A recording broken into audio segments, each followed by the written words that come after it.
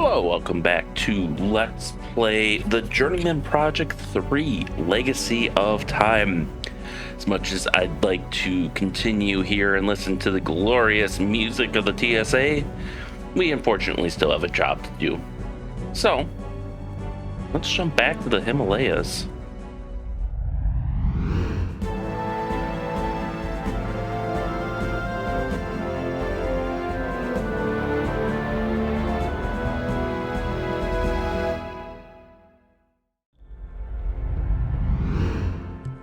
Alright, so it seems like last time we were here in the Tibetan mountains, we were in the greenhouse.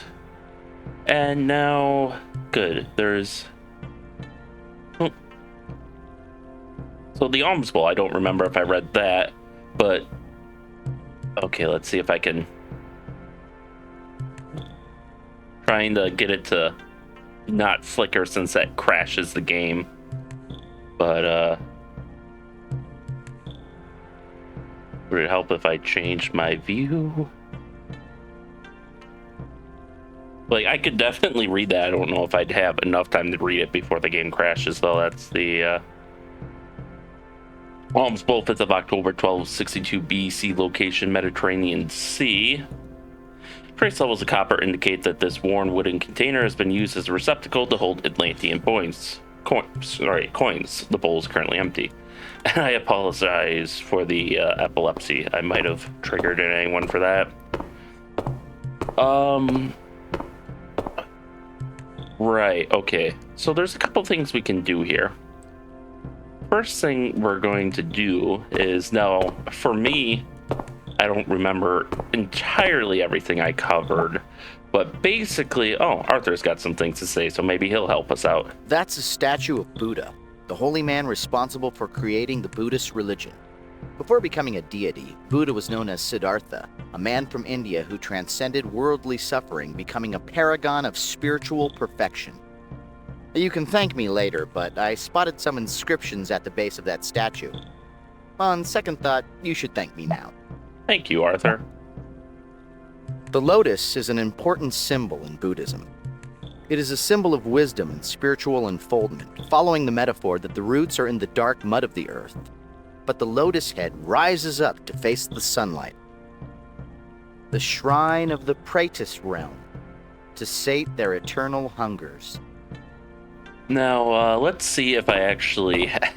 I think I talked to the gardener when I was here last, but, it's been so long, I don't know. So we'll just make double sure.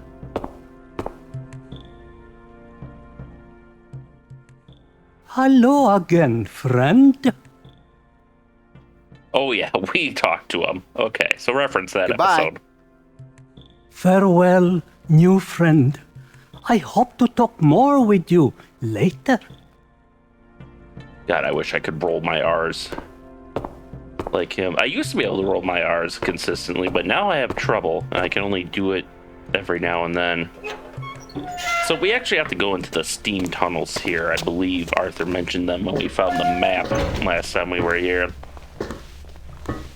Now, if you recall, the Pretas they're always hungry. They're like the glutton spirit, so to speak.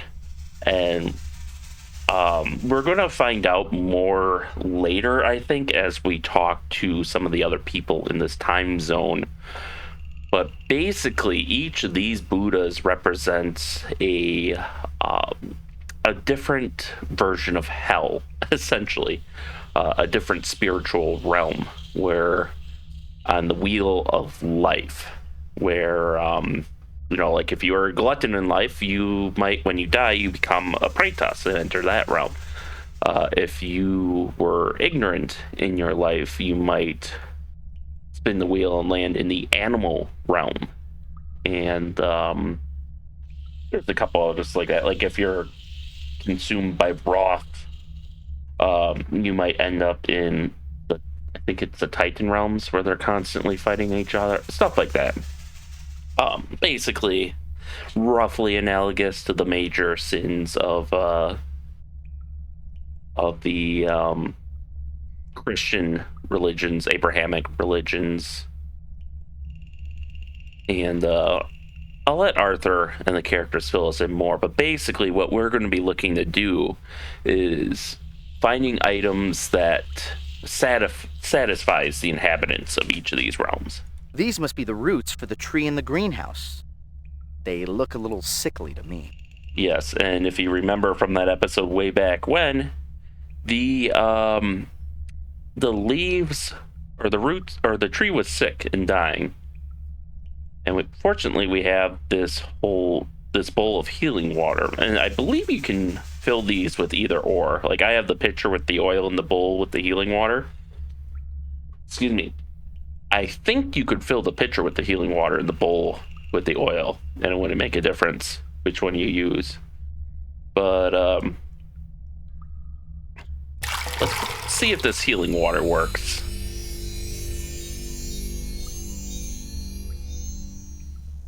And you said you didn't have a green thumb. Nice job, Gage. Let's check the wishing tree to see if our labors bore fruit. Literally. But we have now, and the only reason I'm doing this now is because we're here.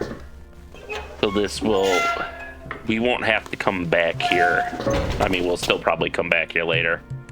But, that's why I'm trying to give some of the exposition now, even though it's a bit ahead of time. So if we go back up here, we can see an apple. Or something similar. Object analysis item fruit, date found 14th of April 1219 AD, location Himalayan mountains. This fruit is a rare genetic variant of the apple malus genus and is extinct in the present time. Too bad we can't take the seeds back with us, but unfortunately we need to. There we go. Hey, now I know where to go if I want to read stuff. Object analysis bowl, date found 5th of October 1262 BC. Cylindrical container capable of holding a measured volume of fluid. Bowl is currently empty. You can see the pitcher is currently holding olive oil. There's a non-epilepsy version of the alms bowl. And then this gear-like metal disc has a symbol of the sun emblazoned on its face. The gear from Atlantis, which we just kept that for some reason. But yes, we have the fruit. Maybe future research missions can come back here and to a different time and gather some fruit from the tree in the night or something. Sorry, I got distracted and forgot what I was doing. But Looks like there's another inscription on the base of that statue. To Aunt Edna, hope you're feeling Buddha, Cousin Morty? Okay, Arthur. But now we can give the fruit to the Praetas.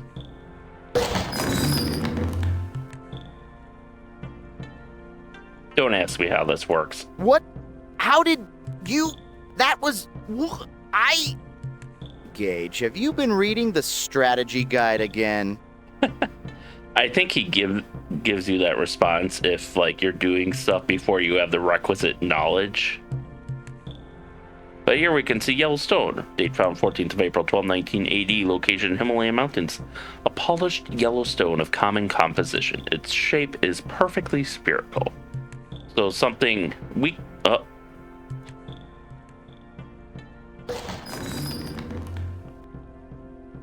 What? Ding. How did you...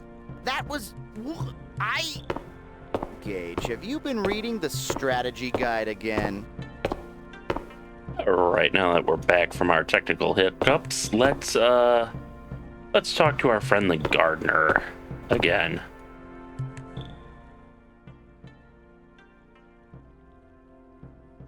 Buddha be praised!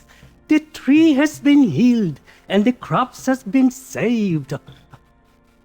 Why, even my cold is gone. Someone must have appeased the Praetas.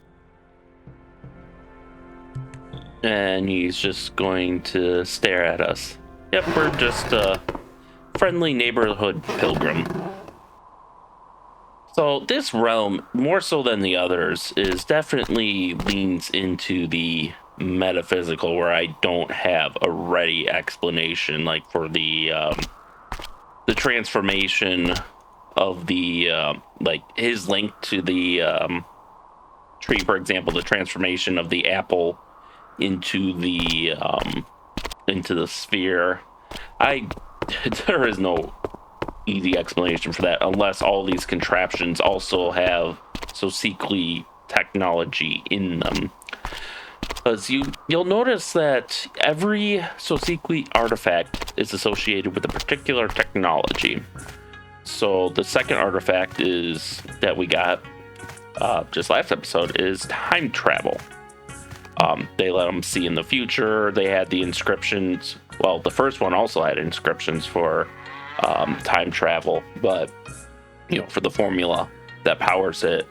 The first artifact in Atlantis was associated with healing power, restorative powers. This one is associated with transformative powers, ability to transform things, which we'll see more of later. Look at the ground on this side of the bridge, Gage. It's green. Some technology is keeping ice away from this side of the mountain. This culture must be advanced. They have invented the Zamboni centuries before its time. I believe those deer represent Buddha's first sermon in Benares, India, where it was said that even the animals approached to listen. These are the ones he's talking about, those statues there. I think we've wandered onto the petting zoo. Get a quarter and let's find the yak feed dispenser. How cute, a black and white snuffleupagus. In Tibet, yaks are a major natural resource. The milk they produce is turned into a treasured butter product. Yak butter is used in food, tea, candles, and even used to make incredible sculptures. So, don't be surprised one day when Tibetans invent cold fusion from the curdled milk of yaks.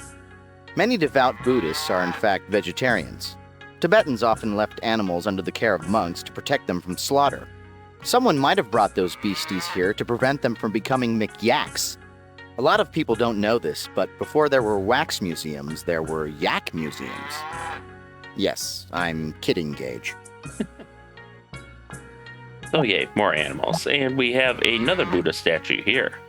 These Buddhist statues around this monastery are identical except for their color. From my understanding of the Buddhist religion, certain qualities like sounds, elements, and colors have significant meanings. So we need to find out what these colors signify. Look, another Buddha statue. But that one is a different color. I wonder if there are any other colored statues around here. Maybe the ever-elusive fuchsia Buddha? And there's a few other minor differences here too. Like in this case, they aren't holding a bowl. The shrine of the animal realm. To enlighten the savage. But we do have a nice little hole there. And of course, I must... Please tell me I did this last time. I can't imagine I didn't. Yeah. Those colorful symbols on yonder rock are the 6 syllables of a holy Buddhist mantra. Om Mani Padme Hum. It means Om, a jewel in the lotus. I didn't. How? I'm impressed with my self-control. Graffiti in Shangri-La? Those darn punk monk vandals have struck again. Each syllable in the mantra is important. Om begins and ends all meditation. It is said to be the perfect sound of the universe. But not when you say it like this. Almighty! Hum, the last syllable of the jewel mantra, is an angry syllable meant to be a spiritual war cry against vice. Om Mani Padme Hum. Now everybody! Om Mani Padme Hum. Next verse, same as the first. Om Mani Padme Hum. And then it just goes on and on and on like that. It's a very catchy phrase, and I definitely had this stuck in my head and memorized ever since I was a kid. Dun, dun, dun, dun, dun, dun, dun. Down, down, down. Om Mani Padme Hum. Life goes on, brah. La, la, la, la, life goes on. It's Beatles. They're kind of big. Especially that one. Om Mani Padme Hum. Now backwards. Hum Me Padme Ma Om. Or mix backwards. Eat pork. Eat pork? What the hell, Arthur? That's insensitive. The inscription speaks of the Four Noble Truths. All forms on the wheel of life suffer. The cause of all suffering is ignorance. The true path to deliverance is blocked by vice and falsehood. Knowledge of the virtues will reveal the true path. All right, so this is all we can do here for now. I suppose I should see if I talk to the pilgrim, because I don't know. In fact, I know I couldn't have. But we can talk to him as the gardener real quick here.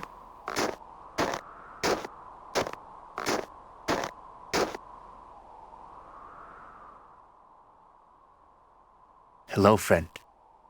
I can sense you are someone with a higher purpose. Like me, you have come to this monastery to seek something. Interesting that he says that, considering my guise is currently a monk that works here. Well, howdy there, pilgrim. What are you seeking? What most seek when they come here: enlightenment. To join with the great Buddha and experience nirvana. But before I can transcend, I must achieve something that I could never grasp. Humility. I must confront my pride. Are you a humble being? No, grasshopper. One cannot be humble without doubting one's own humility. Do not worry. Admitting your flaw will help you learn. Once you have found humility, you will take the final step to salvation. And you can give a couple different answers there. No and not sure are probably the best ones. He gets a little angry at you if you say yes, because Arthur's like, oh yeah, humility, I'm full of it. Tell me about the monastery. This is the monastery of Shangri-La. The monks here have achieved complete inner serenity. I have traveled many hard months to reach this place. But the true journey begins here, before Shangri-La itself. Physically traveling here was simple, compared to the challenges posed by the true path. Tell me about the true path. Most people walk about in a world of delusions, clouded by vices and deception.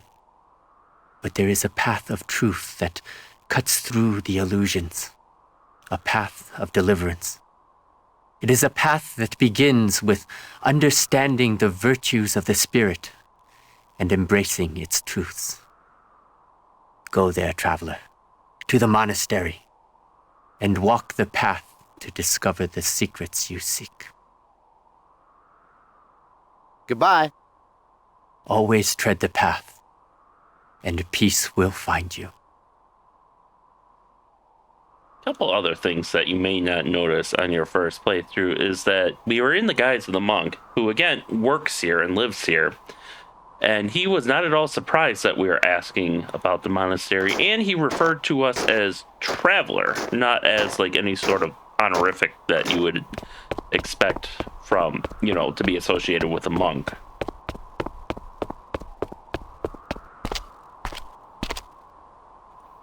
Yeah, I think we'll have time for one more discussion or so. This place gets really, really heavy on some of the discussions. So this is the guard tower, or the guard shack, as it were, that we saw spilled out over the ravine when we were here the first time. And we can see they have a bridge system here, where this bridge will extend. Kind of like, well, we saw it in action, I guess, when we were here when it was destroyed, but now we can see what it looks like in its natural state.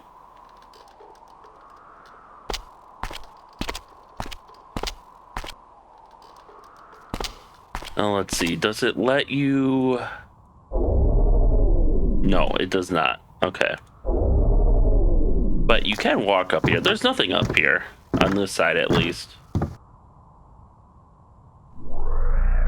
But you can kind of get a different view of the room. You can't change your chameleon guise directly in front of someone. Right, I keep forgetting I can't even open that while someone's looking at me. But, yes, we now have the guise of the Dop Guard. And he's a warrior monk who protects this facility from those who would pillage it.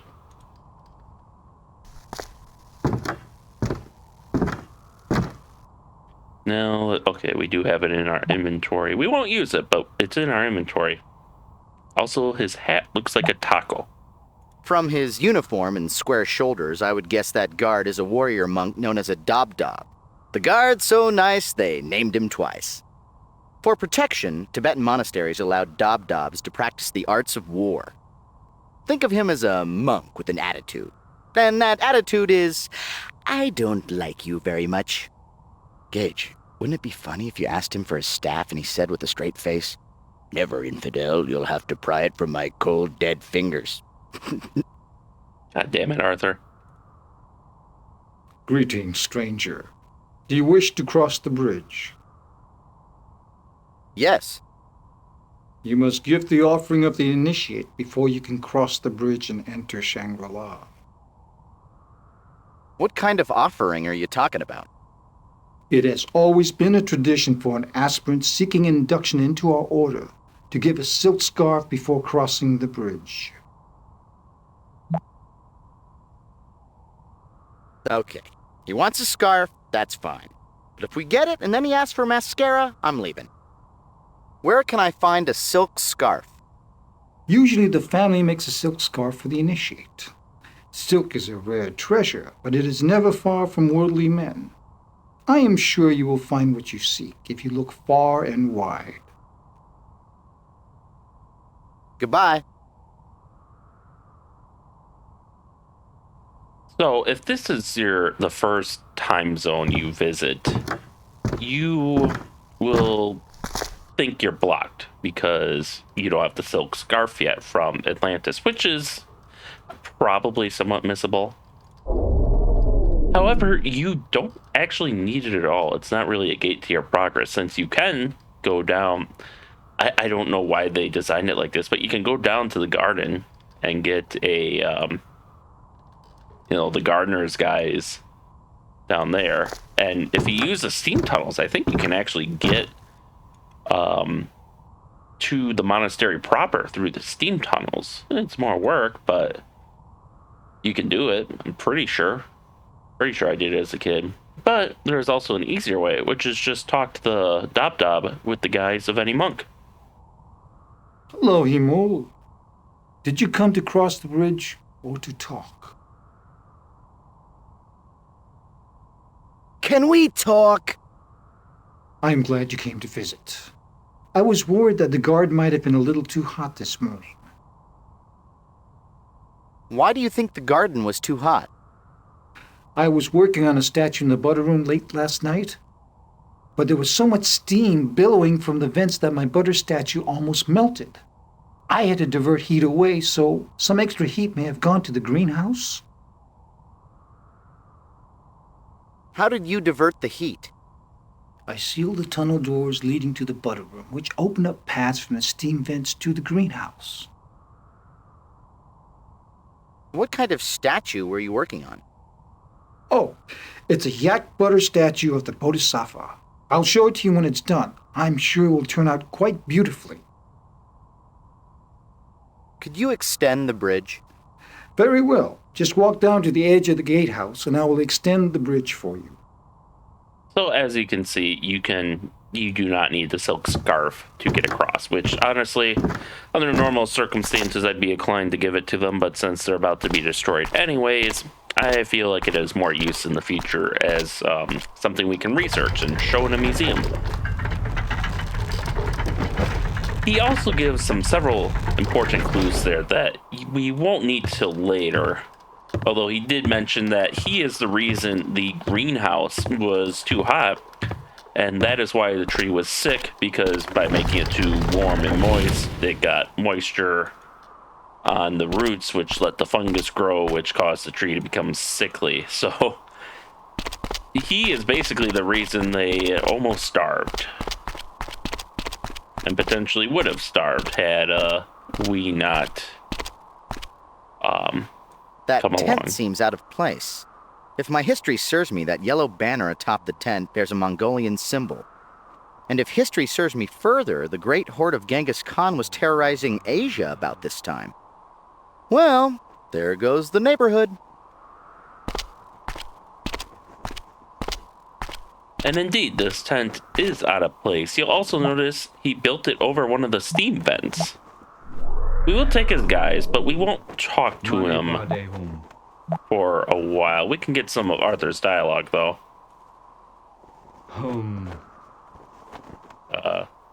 Arthur?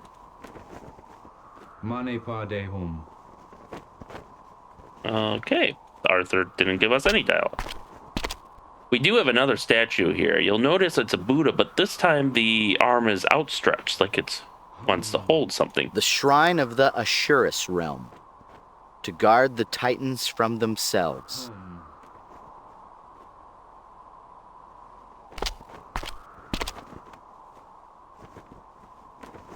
All right. So we'll do more exploring later, because this is honestly kind of a... It's not a huge zone, but there's a lot in this upper area. Remember the eyes on that monastery. Also, remember, those were the same eyes that we saw in our visions in the Nazca lines last episode. But we're going to start with the main temple here next time. There's a lot to go over. We can look at the... There's also a lot of places like this where you can kind of just walk to. There's no purpose here, but you can just kind of walk around and admire things from different views. Like this tree here that's green, but probably still really cold. They might be harnessing the heat from the geothermal springs, but I don't think it's warming the air up that much. What I wanted to do was to look at some of the art on the walls, but I don't think the game will really give me that chance. It's probably just more Buddhas. Oh yeah, one other rant before we go is your inventory said this Yellowstone was perfectly spherical, which is really something because we can't even do that nowadays. We can get them down to maybe 10 millionths of an inch or so, but which is pretty damn good. But as someone who worked in inspection for a machine shop, I can tell you that, you know, like even knowing if something is perfectly spherical is in a way unknowable, because your probe is only good to a certain amount because your probe has imperfections. So, you know, if something were perfectly spherical, even with our current technology, it would not necessarily show up as such because you would still have the imprecision and imperfections of your current measuring instrument showing up on that scan. Let's hear what Arthur has to say before we leave for the day. The dangling cylindrical columns hanging from the ceiling are victory banners. They represent the victory of Buddhism over ignorance and death. That other banner represents the victory of the Boston Dobs over the Nepal Red Yaks in the 44 series.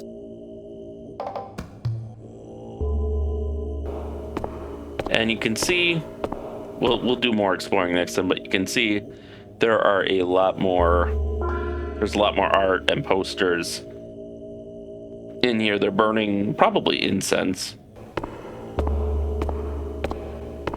And you can see it's staying warm in here because they have another heat vent, which I do not believe... Yeah, Arthur... We'll get into this map later, but this is the butter room that the Dob was talking about. We can see this is the central monastery here. This is the building on the other side of Genghis Khan's tent. We haven't been there yet, but we'll get there in due time. And then here is the greenhouse where they were growing fruits and stuff. And this actually, I don't know, it kind of looks like a water slide, but this actually, you may have seen it. There's basically, when you're in front of the animal realm where the yaks were, if you were to turn left, like you're walking towards the greenhouse, there's a grill or a grate there. And that is what this here is representing. So I guess maybe in summer or something, it's like, I actually don't know. Because there's no, at least in game, you never see any water or anything that indicates it's any sort of bath or stream or even sewage. So I don't quite know what to make of that there, but there we go. So we will explore this in more detail next time, but until then, thank you all for watching and stay tuned for next time and stay safe out there, and we'll see you then.